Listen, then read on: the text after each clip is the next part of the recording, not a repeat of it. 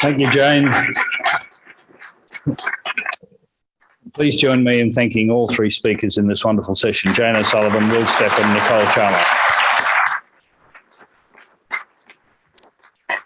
And the program says I'm required to give some concluding remarks, and of course it's impossible intellectually or physically to summarise 25 excellent presentations and a 45-minute keynote in the 10 minutes that are left. So I won't try and do that. But I do want to start by acknowledging the traditional owners of the land on which we meet and paying my respect to their elders, past, present and emerging. I've reflected that paying respect to elders is not a part of whitefella tradition, but I have to say the idea appeals to me more as I totter unsteadily into that category myself. We were reminded today that while acknowledging the traditional owners has become a bit of a ritual, and even politicians usually remember to do it, it should be much more than a ritual. Because as we've been reminded, the original Australians worked out over tens of thousands of years how to live within the limits of the changing natural systems in this harsh and unforgiving continent. And they embodied those knowings not just in custom and practice, not just in song and dance and ceremony, but in their system of laws. And that's a lesson which contrasts vividly with our pathetically weak-kneed environmental laws, which might have been designed to allow loot, rape and pillage of the natural environment as long as it makes money. And unless we embody our knowings of the practices of sustainability into a system of law, then we don't have much future as a civilization.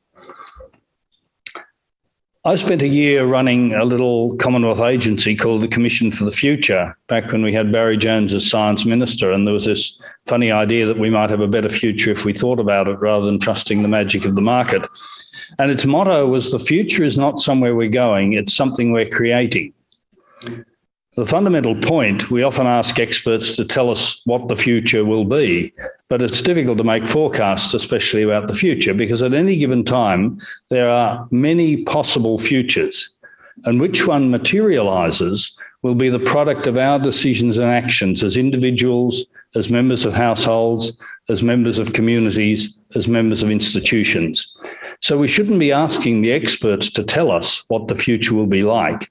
We should be asking ourselves, as we have been doing for the last 2 days, what we want the future to be like, and then thinking about how we bring about that desirable future rather than the dystopian future, which is the product of business as usual.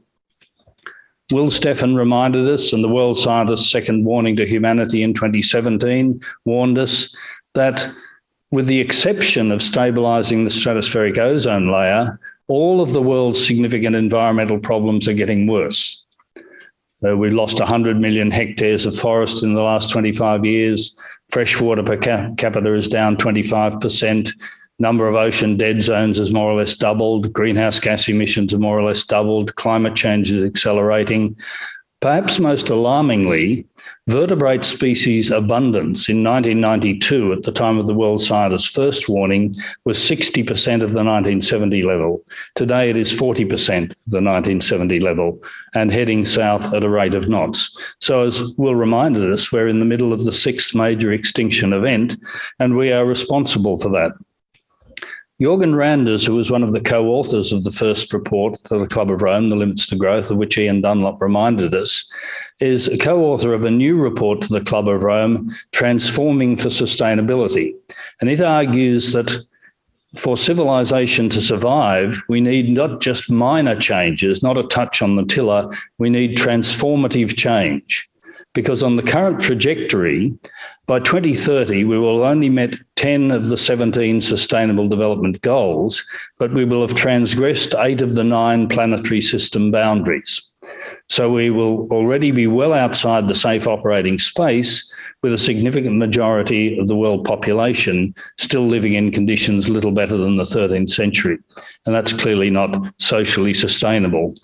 The report on resource efficiency and economic outlook for the Asia-Pacific region, produced by the UN about a decade ago, said if the legitimate material aspirations of people in our region are to be met within the limits of natural systems, we need a new industrial revolution in which we produce our material needs using 20 to 25% of the resources per head that we now do. And it argued it was possible. In terms of that first report to the Club of Rome. What we have to contemplate doing is, in the language we've all got used to in the last 2 years, bending the curve, shifting the trajectory of human development off a path which is clearly not sustainable onto one which would be sustainable into the distant future. We've talked a bit about how you affect change, and I've argued that change comes about when there are four things. Firstly, there needs to be discontent, because if you're satisfied, there is no motivation to change. But that's not enough. There needs to be a vision of a better way, because unless you have a vision of a better way, change might make things worse rather than better. And to some extent, we've had sketched out today several examples, today and yesterday, of a better way to which we should work purposefully. But a better way is not enough. You need to see a viable pathway from where we are to where we need to be. And many utopian visions have foundered because there was no obvious pathway from where we were to where we need to be. And the obvious task, I think, coming out of our meeting is to devise viable pathways from getting to the destination which we all agree we need to reach, one in which we are within the limits of the Earth's natural systems, providing the material needs of the community, particularly for food. When we've effected real change, we've used all the levers in the toolbox. Yes, we've used price signals, but if you think about how we've changed smoking in shared space or driving while intoxicated, we haven't relied on the market. We've also regulated and we've also educated the community. And if we're serious about overcoming climate change, serious about shifting to a sustainable trajectory, we have to use all the tools in the toolbox. Price signals will not do it. We need to regulate and we need to educate the community so that they understand it's in their enlightened self-interest to shift their pattern of behaviour. The American economist Lester Thurow said, it's difficult to tell people the party's over, especially if they haven't got to the bar yet. And in a sense, one of the problems that was articulated a few times is that of convincing people that the party's over, particularly those who haven't got to the bar. And I think what we need to do is tell people that the party which is over is one that was based on delusions of infinite resources, delusions of unlimited capacity of Earth's natural systems to cope with whatever abuse we inflicted on them. And in that sense, we should be telling them not that the party is over, we should be telling them about the better party that we have envisaged. It's a better party because it won't run out of food and drink.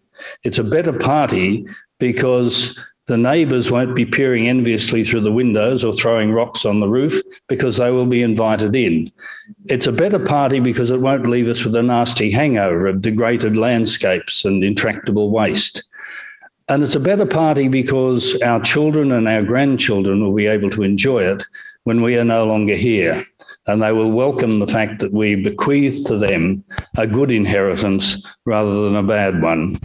Charles Massey said in introducing this forum that despite the negligent dithering on the building across the lake, whose name for the moment escapes me, there are emerging signs of hope and practical solutions. And the emerging signs of hope are what we need to cling to. And the practical solutions are what we need to expand on.